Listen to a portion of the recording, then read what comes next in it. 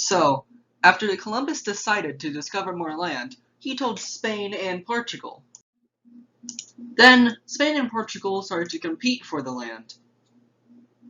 Then Spain thought to itself, hey, maybe we shouldn't fight.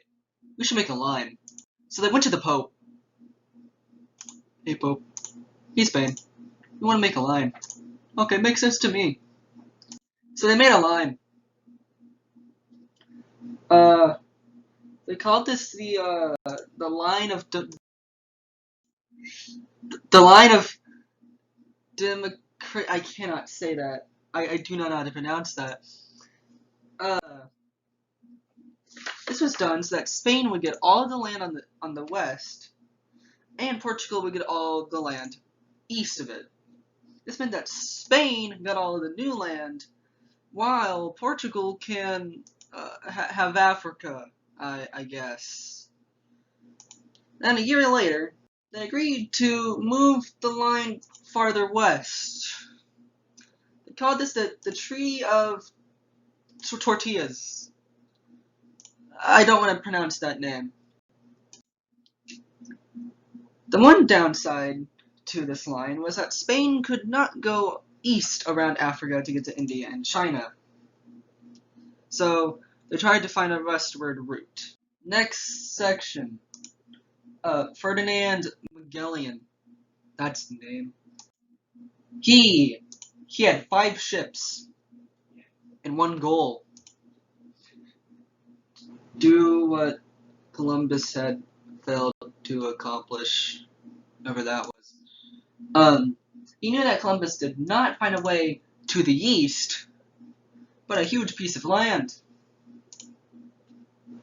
And that's what I call the east.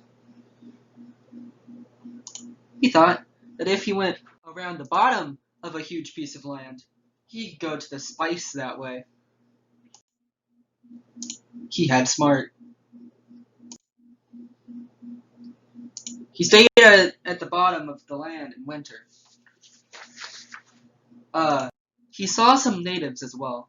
They were big, so he named them Patagonians, or Big Feet. He also had a strait named after him. It's the Strait of Magellan, if you forgot what his name was. What if I named this the Pacific Ocean because it is peaceful? And that's how the Pacific Ocean got its name. Oh, and one ship got deserted, another lost in a storm. He made it to the Philippines. The Magellan died by the natives because he tried to help a local ruler in a tribal conflict. The crew went on without him and reached the Spice Islands. Wow, that's spice. So they brought back big loads of spice. I got that spice. There was also only one ship remaining. They went around Africa to make it back to their home country.